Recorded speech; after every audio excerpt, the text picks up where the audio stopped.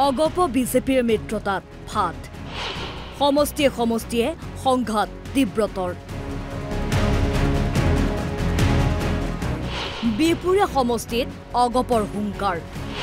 ২৬ত বিজেপিক এৰি নিদিয়ে বিপুৰীয়া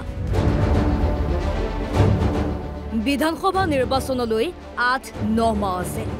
২০১৬ৰ পৰা মিত্ৰতাত আবদ্ধ হৈ থকা অগপ বিজেপিৰ মাজত এইবাৰ মিত্ৰতা কিমান মসৃণ হ'ব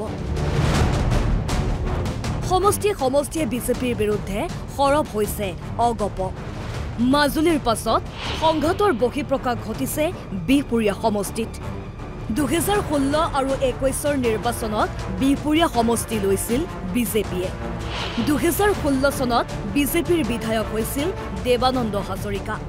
২১ৰ নিৰ্বাচনত বিজেপিৰ বিধায়ক হল অমিয় কুমাৰ ভূঞা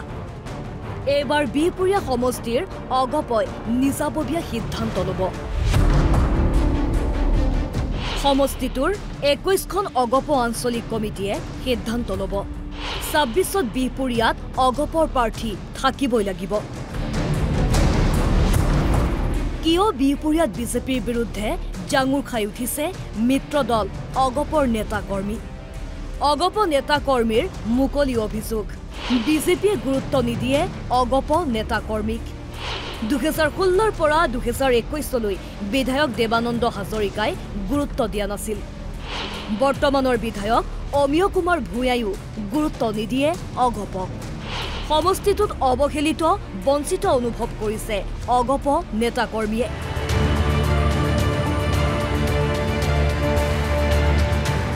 বিপুৰীয়া অগপই দলৰ কেন্দ্ৰীয় নেতৃত্বক জনাই দিব তেওঁলোকৰ মনৰ কথা আমবাৰীৰ মুখ্য কাৰ্যালয়লৈ আহিব সমষ্টিটোৰ অগপৰ এটা সঁচাতি দল সমষ্টিটোত ২০২৬ত অগপৰ প্ৰাৰ্থিত্ব নিশ্চিত কৰিবলৈ দাবী জনায় সেইবাবে আমাৰ খুবত গোটেই আঞ্চলিকতাবাদৰ মানুহখিনি জ্বলি গৈছে তেওঁলোকৰ আমি এখন সভা দিলোঁ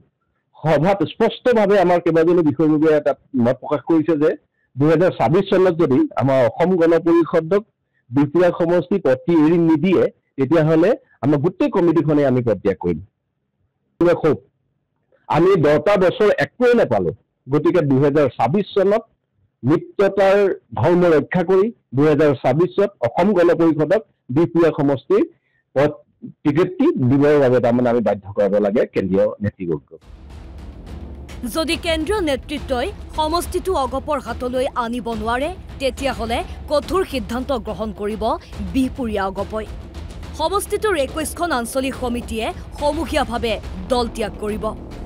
কেন্দ্ৰীয় নেতৃত্বলৈ বিপুৰীয়া অগপৰ স্পষ্ট বাৰ্তা ২৬ত অগপৰ হাতলৈ আনক বিপুৰীয়া সমষ্টি অন্যথা বিপুৰীয়াত নাথাকিব অগপ আমি ১৫ তাৰিখৰ পিছত এটা সজাতি দল যাম গুৱাহাটীলৈ যাম আমাৰ আমবাৰীত গৈ আমি প্ৰথমে টিকেটৰ আবিদাৰ হ'ম বিপুৰীয়া সমষ্টিত যদি অসম গণ পৰিষদ থাকিব লাগে তেতিয়া আমাক অসম গণ পৰিষদৰ ২৬ত বিপুৰীয়া সমষ্টি আমাৰ বিধান সভাৰ চিটটো আমাক এৰি দিয়ক অন্যথা আমাৰ বহুত আন্দোলন আমি গঢ়ি তুলিম ইয়াতে আমবাৰীত আমাৰ আন্দোলন হ'ব আমি ১৫ তাৰিখৰ পিছত যি ১০-১৫জন আমি ব্যক্তি যাম আমি যদি তাত সফল হ'ব নোৱাৰোঁ ২০২৬ত যদি অসম গণ পৰিষদক বিপুৰীয়াৰ আসনখন এৰি নিদিয়ে মিত্ৰজোঁটত যেতিয়া এৰি নিদিয়ে তেতিয়া বিপুৰীয়া সমষ্টিৰ বিধানসভাৰ ২৬ৰ নিৰ্বাচন সাংঘাতিক এটা নিৰ্বাচন হ'ব অসম গণ পৰিষদ বিপুৰীয়া সমষ্টি যদি এৰি নিদিয়ে তেতিয়াহ'লে বিপুৰীয়া সমষ্টিত অসম গণ পৰিষদ নাথাকিবই আৰু কিন্তু বেলেগ দলৰ ইয়াত হাৰাশাস্তি হৈ যাব বিপুৰীয়া সমষ্টিত বিজেপিৰ উত্থানত সহায় হৈছিল অগপৰ শক্তিশালী গণভিত্তি অগপৰ গণভিত্তিৰ ওপৰত নিৰ্ভৰ কৰি আগবাঢ়িছিল বিজেপি কিন্তু যোৱা ৯ বছৰত সমষ্টিটোত অগপৰ নেতা কৰ্মী বিজেপিৰ ওচৰত অৱহেলিত হৈ থকাৰ অভিযোগ গুৰুত্বপূৰ্ণ ইয়াৰ বাবে অহা বিধানসভা নিৰ্বাচনত মিত্ৰজোঁটত আউল লগাৰ সম্ভাৱনা বিপুৰীয়াত